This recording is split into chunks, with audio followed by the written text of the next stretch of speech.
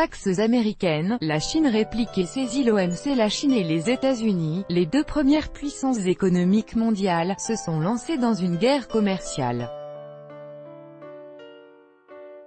Reuters, Jason Lee. Après l'imposition par les États-Unis de droits de douane sur 34 milliards de dollars de produits chinois, Pékin a décidé de répliquer avec des mesures de rétorsion. La liste est longue et devrait entamer les échanges commerciaux entre les deux premières économies mondiales. Plusieurs produits américains cruciaux sont visés comme le soja, le sorgho ou encore l'automobile.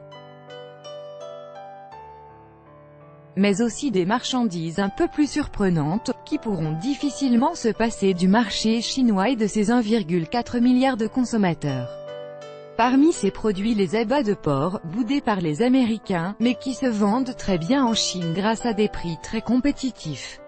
Un marché qui a rapporté 215 millions d'euros l'an dernier.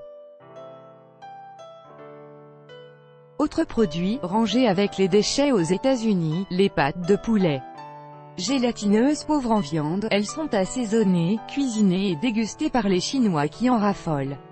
Le saumon et le whisky américain dans le viseur. D'autres produits, plus classiques, vont souffrir des mesures de rétorsion de Pékin.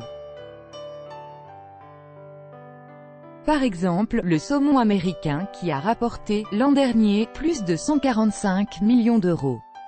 Au cœur de cette guerre commerciale, il y a bien sûr aussi le whisky américain. 120 tonnes de Jack Daniel's quittent chaque année les États-Unis pour approvisionner les bars et les boîtes de nuit branchées de Pékin, Shanghai ou Shenzhen. Les importateurs chinois vont devoir se tourner vers d'autres marchés. La Chine avait promis de ne pas tirer la première, mais avait prévenu, pour défendre les intérêts fondamentaux du pays et de sa population, elle sera contrainte de riposter. Après avoir annoncé la mise en œuvre immédiate de droits de douane de 25% sur un montant égal, sur quelques 540 produits américains, le ministère du Commerce a annoncé vendredi 6 juillet le recours à l'OMC. Vers une escalade, une décision saluée par Pascal Lamy, l'ancien directeur de l'OMC. Je pense que c'est la bonne démarche, c'est d'ailleurs exactement la démarche qu'a suivie l'Union européenne. Elle est aussi victime, quoique dans une moindre mesure, de ces droits de douane américains qui n'ont ni queue ni tête, explique-t-il.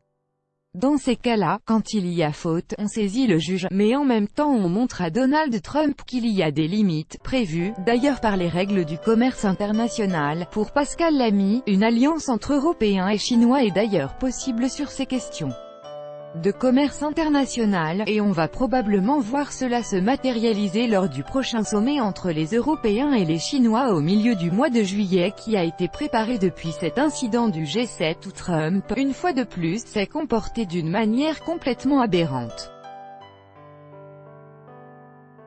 La vraie question, c'est de savoir si on va ou non aller au-delà de ce qui sont pour l'instant des escarmouches. Cette confrontation des États-Unis avec Pékin est loin d'être isolée. Depuis le début de l'année, Donald Trump a multiplié les mesures protectionnistes à l'encontre de ses partenaires commerciaux, suscitant exaspération et inquiétude.